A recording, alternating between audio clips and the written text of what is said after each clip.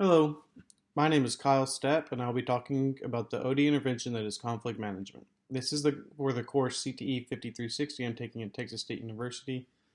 I hope you all enjoy it and glean something useful from the short video. Conflict is everywhere in our world, from classic light versus dark, high tide versus low tide, summer and winter. Wherever you go, if you look around, you'll see some type of conflict, from minor to major things. It is likely many people watching or reading this may have seen conflict in their workplace or classroom, however significant.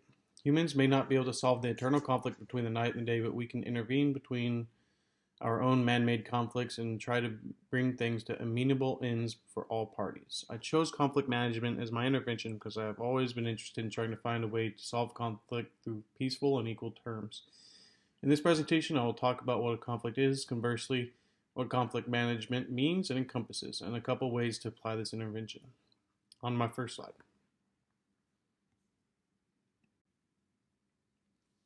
As I stated in the introduction, conflicts can look like many things and take place almost anywhere.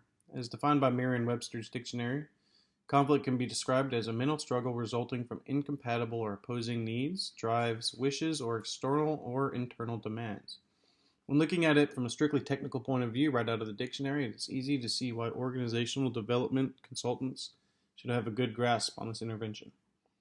Interestingly enough, conflict management is not defined in Merriam-Webster's dictionary, but it can be thought of as the ways that people identify and handle conflicts.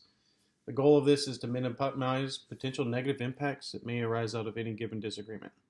If everyone refused to help manage their conflicts and the conflicts of others, many things would be very hectic, the workplace being just one of them. Imagine working on an important project with an approaching deadline. If no one compromised on how to get it done, it never would. Good conflict management skills can translate to more efficiency and higher morale for those on your team. Some consequences of letting conflicts lie and festering could be worse relationships among stakeholders or team members in the projects that you're working on. It could also mean failing altogether if things get too bad. Do your best to ensure that conflicts are resolved and not forgotten about. According to Proch, conflicts often approach quietly, especially to people outside the conflict. And one of the most effective preventative measures is to your best to identify these conflicts before they turn into real problems. If you can identify the conflicts while they're still in their infancy, chances are they can be resolved easier. A good tip for someone trying to manage conflict is to always think objectively and to remember that you are looking for the best outcome for all parties. You need to know when to step in and when to try and let two parties come to an agreement themselves.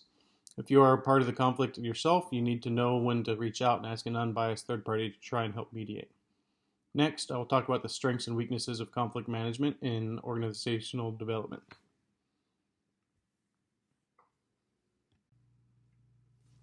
Strengths of conflict management and organizational development include it is a skill that everyone should know and practice in every aspect of their life. If people practiced sound conflict management techniques in their everyday work lives, teams would most likely be more efficient and happier in general. Conflict management can hold a team together and potentially save your organization when it comes to work on a project with your team. Weaknesses could include trying to use conflict management too much in the workplace could mean people look at you like you are always butting into other people's problems.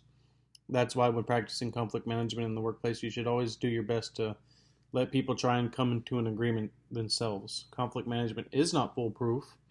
Some things will not be able to be resolved depending on the conflict at hand. Next, I'm going to talk to you about a real-world application for conflict management where you are involved in the conflict yourself.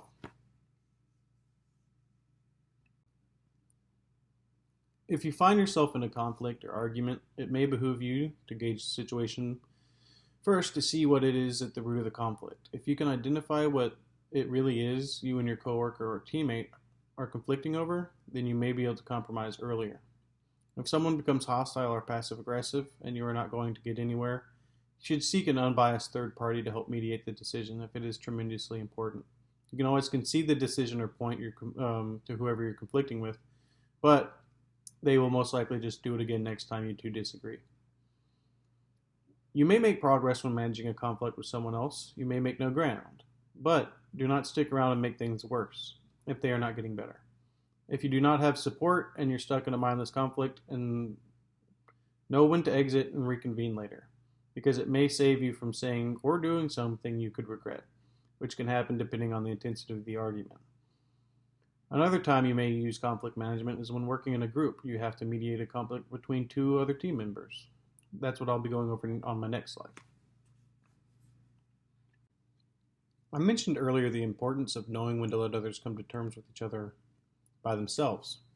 But if you can tell something is getting out of hand or needs an unbiased party to help settle things, do not be afraid to try and help, especially if they're on your team or their work affects your role. Whenever you get ready to help dissolve an argument or conflict, remember to read the room. Munduate stated that you should know what intensity level the conflict is at before making any suggestions. If you fail to read the room, you could escalate the situation and make things worse. Mediation tends to work best at a medium level of conflict intensity and should should not be tried if tempers are extremely hot. Like with many things in life, compromise is key, and key to compromise could be knowing the two parties and how they think.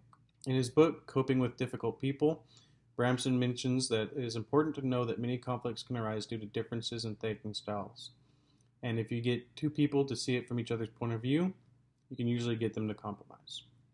Next, I'm going to talk about that book a little bit more on my optional slide.